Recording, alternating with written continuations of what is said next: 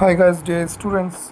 आज हम लोग लीनियर पॉलिनोमियल यानी रैखिक बहुपद क्लास 9th की न्यू एनसीईआरटी गणिता मंजरी की चैप्टर 2 को सॉल्व करने जा रहे हैं, जहां पर एक्सरसाइज 2.1 को हम लोग देखेंगे। इसमें सबसे पहला क्वेश्चन है कि निम्नलिखित बहुपदों की घात ज्ञात कीजिए। घात मतलब पावर आपको बताना है। तो जैसे आप देख रहे हैं कि सबसे पहला 2x² माइनस 5x प्लस 3, तो इसका घात क्या होगा? तो इसका घात होगा, यानी जो पावर है इसकी पावर होगी 2। ठीक है। 2 नंबर में देखिए y³ प्लस 2y माइनस 1, इसमें y पे क्यूब है, यही हो जाएगी इसका घात यानी 3। उसके बाद 3 नंबर में देखिए -9 है, इसके साथ कोई वेरिएबल नहीं है ना, तो फिर कुछ भी पावर नहीं है इसके ऊपर, तो इसका घात हो जाएगा 1। उसके बाद 4z माइनस 3 है, ठीक है, इस पर कोई पावर नहीं है, तो इसके भी पावर क्या हो जाएगी? कुछ नहीं है, तो 1 है।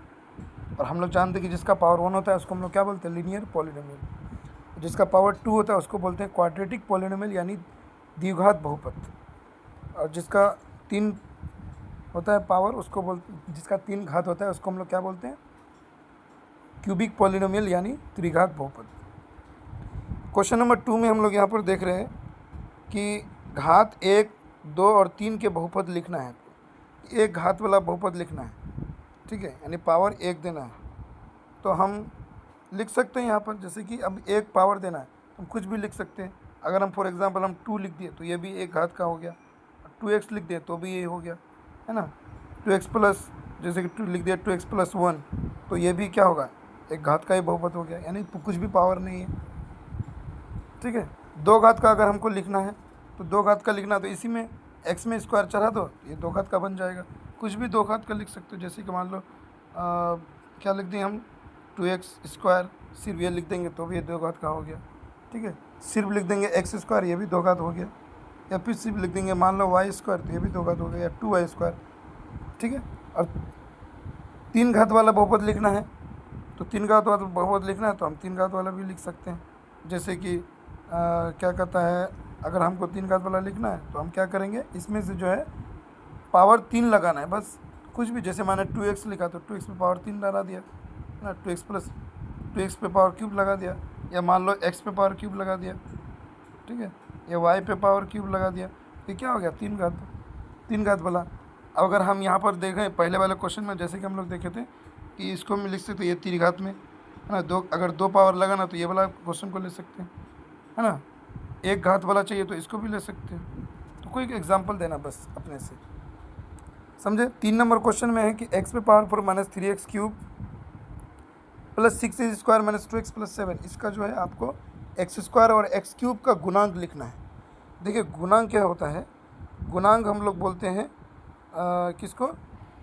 गुणांक हम लोग बोलते हैं कोफिशिएंट, इसको इंग्लिश में बोलते हैं, यानी उसके साथ जो मल्टीप्लाई किया हुआ है उसको बोलते हैं कोफिशिएंट। जैसे हम लोग यहाँ पे लिख सकते हैं x² के, देखो यहाँ पर देखो, ध्यान से देखो, ये x² के साथ क्या है? x² के साथ क्या है? 6 है। x² के साथ क्या है? इस क्वेश्चन में x² के साथ क्या है? 6 है। तो x² का गुणांक हो जाएगा 6, ठीक है। x² गुणांक क्या हो जाएगा? 6। x³ का गुणांक क्या होगा?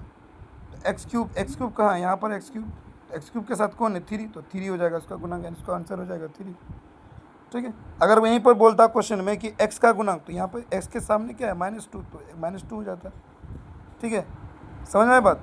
अब इसी क्वेश्चन में अगर बोलता कि x पे पावर 4 का गुणांक बताओ, x पे पावर 4 तो यहाँ है, इसके सामने कुछ नहीं है, तो इसका गुणांक हो जाता है 1, ठीक है। अगर यहीं पर बोलता है कि x पे पावर 5 का गुणांक बताओ, तो x पे पावर 5 का तो सामने कुछ नहीं है, यहाँ तो हम सबसे पहले बात x पे पावर 5 है ही नहीं इस क्वेश्चन में, तो x पे पावर हम लोग 5 को क्या आंसर लिखते हैं? उसका 0 लिखते हैं, क्योंकि नहीं है तो 0। समझ में आई बात? समझ गया गुणांक? ठीक है, इसी को बोलते हैं गुणांक यानी कोफिशिएंट। अब नेक्स्ट आ रहा है, अभी देखिए नेक्स्ट क्या है? बहुपद। 4 नंबर क्वेश्चन देखिए, बहुपद 4z³ प्लस 5z² माइनस 11 में z का गुणांक क्या है?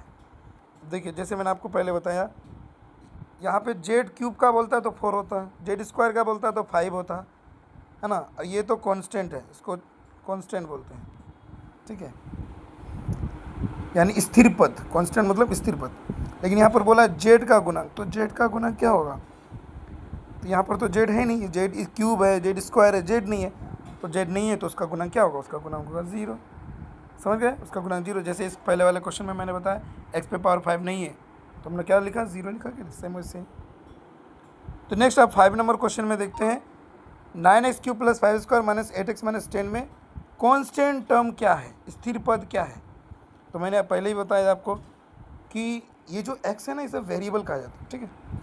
तो यहाँ पे कांस्टेंट टर्म जो इसके साथ कोई वेरिएबल नहीं, अकेला नंबर 2 ये वो है -10 कांस्टेंट टर्म।